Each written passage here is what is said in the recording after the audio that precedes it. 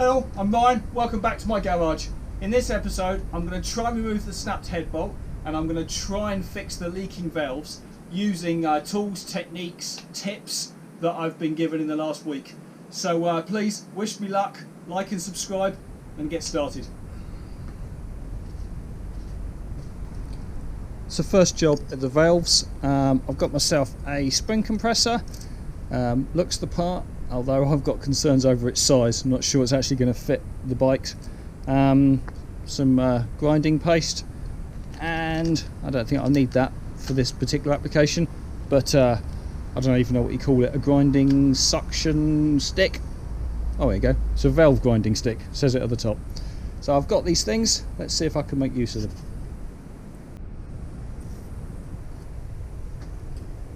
Before I even begin to use these items, have I bought the right things? I'm not sure.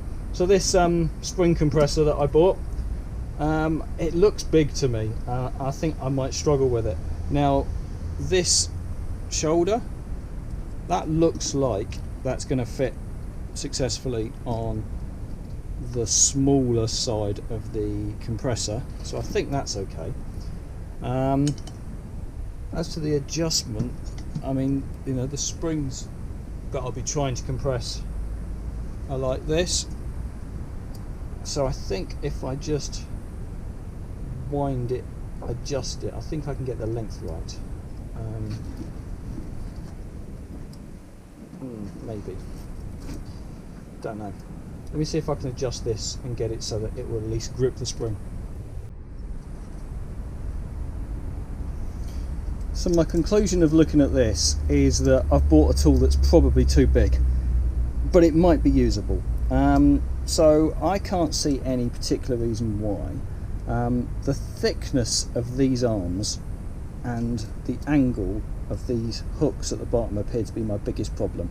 So I think I'm either going to try and fabricate a replacement set that's just a bit thinner and slightly less upright on the hooks, or possibly just modify these myself. They're not going to get used a lot. There's probably only ever going to be on similar bikes, if anything, so these seem massively over-engineered. I think they can be thinned out a bit. Right, so fundamentally these two arms are just massively over-engineered for what I'm trying to achieve, and they're too big. They just don't fit in the space available. So I'm going to try using just an old thin shelf bracket to see if I can change its shape, modify it, get it to something that will fit and just be strong enough to hold these little springs.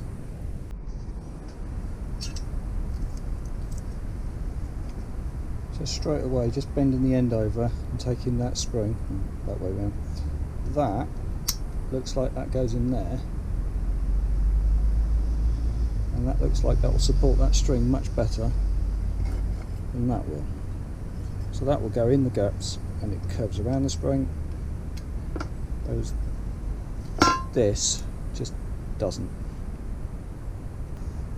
So now this reprofiled hook, I can now get down and position it at the bottom of the spring like that on one side, and it fits down there and hooks in the bottom of the spring on that side as well. Finished. Well, it looks good anyway.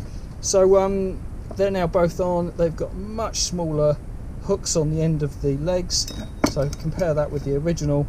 That just would not fit, whereas the small ones might. Probably not, but I'll give it a go. Well, it appears to fit. No idea if that's actually going to grip them or not. Honestly, right at the moment, I don't have a desire to take that valve out, but that looks like that will grip on that, and that is compressing.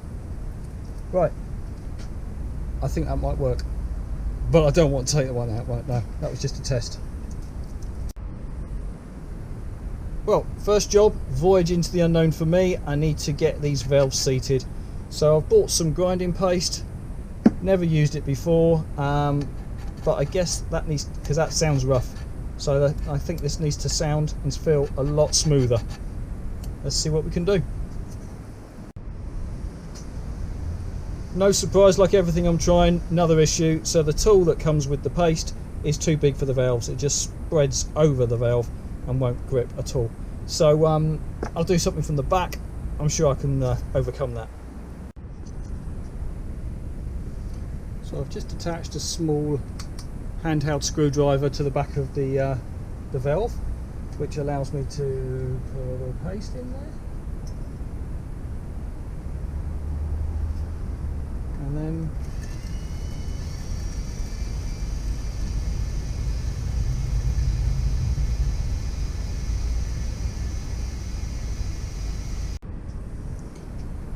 so I'm trying to seat the valve. I've attached it to a little handheld screwdriver, electric screwdriver, and I've immediately found that when I spin it, the screwdriver rocks and rolls. That tells me that that valve is bent. I've never done this before, but that to me, that can't be right. That cannot be right. So I think I've got another problem.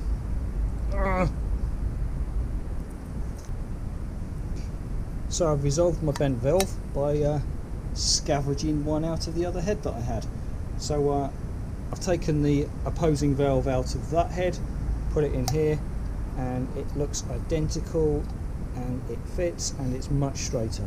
So now when I'm spinning it, there's no wobble on the back. And that I've cut in. It sounds so much smoother now. So I think I've got two valves that are cut in, and the surfaces, as far as I can possibly tell with an amateur eye, look good to me. Now the bit I've been dreading, trying to replace the valves and collets. I don't think this tool's going to work, but I'll give it a go.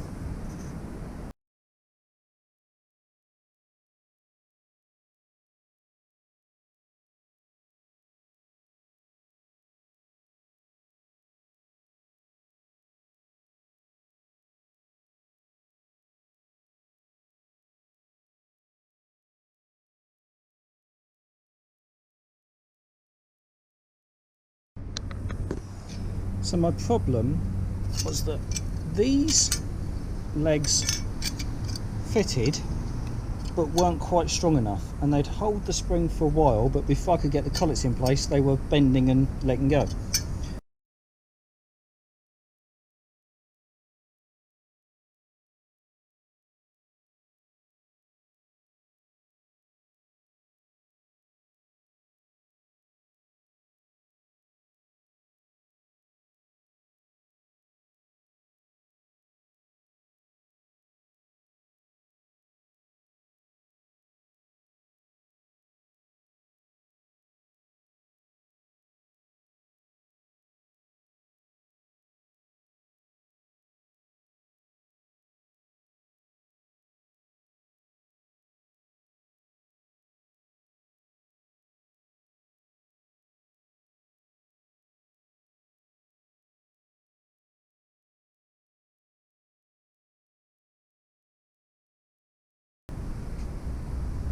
I've got one valve back.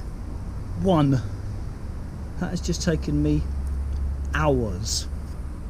Hours and hours. Right. So I found a method that appears to work using the tool I bought, but because the arms can't grip the spring, I'm using some nylon rope to push down against. Okay, now I've done one, let me see if I can do the second.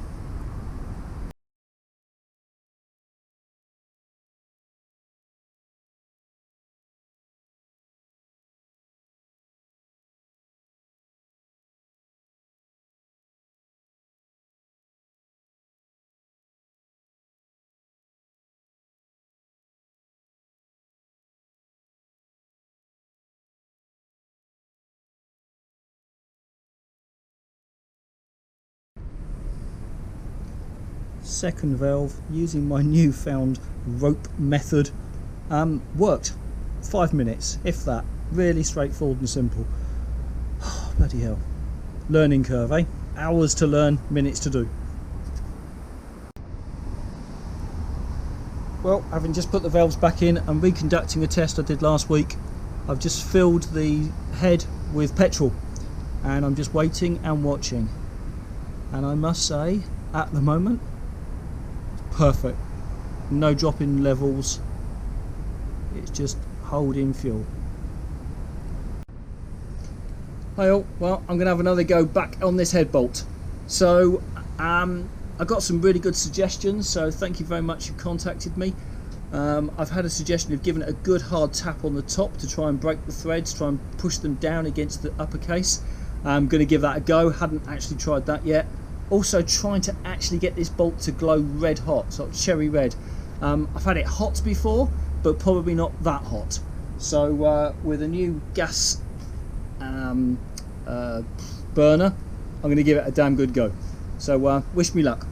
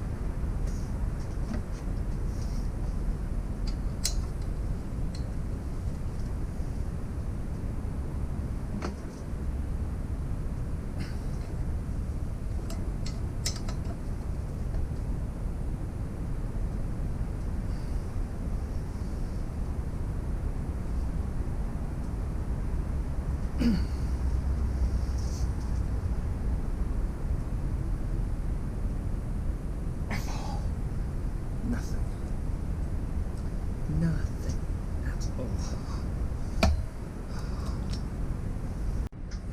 Okay, so just been cleaning up the mating surfaces of the barrel. That looks reasonably okay to me. However, the bottom has still got a lot of gasket stuck on it, so I'm not actually sure what to remove that with yet. Trying something that won't damage it. I'll see what I've got. Let me try an old blunt chisel. Try not to damage the surface.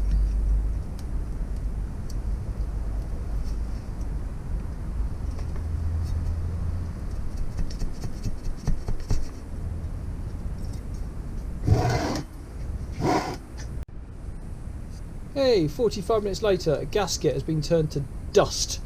It did not want to come off. Just been cleaning up this surface as well. Looks much better than it did. I can still see some little bit of pitting in areas, but it feels perfectly smooth and clean. And the other side. I've been around and just made sure there's absolutely no trace of any previous gasket or anything on that. So I think the surfaces are ready. It's just when you think your head is reasonably clean, you start prodding around in the fins and you realise that deep down in the fins that what you thought was solid is in fact oil and mud. So I've just spent about the last half an hour just with a little thin screwdriver just going down deep into the fins, just trying to get it all out, because you just know that it's going to severely impact on the cooling efficiency of the head if I don't do it, and then it's just going to overheat and probably cause me problems. So despite the fact I've cleaned this, washed it and degreased it, it doesn't appear to have made a lot of difference. Deep down in these crevices there's still a lot of mud.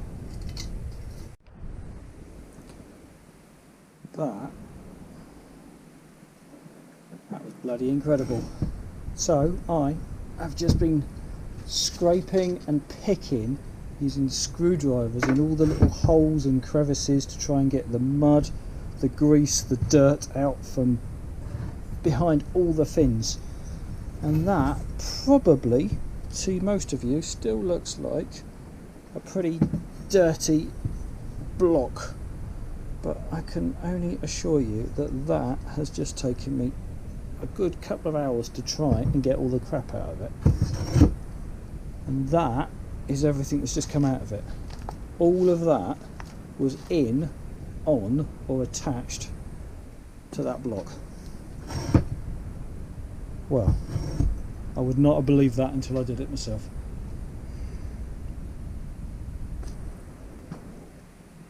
That's as far as I can get today. So valves and cleaned up and things achieved.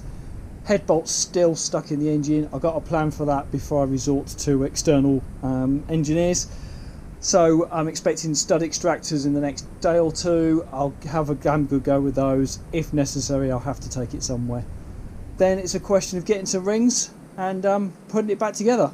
So I think we are making progress, getting closer. Please like, subscribe, and I'll speak to you next week. Thank you. Bye.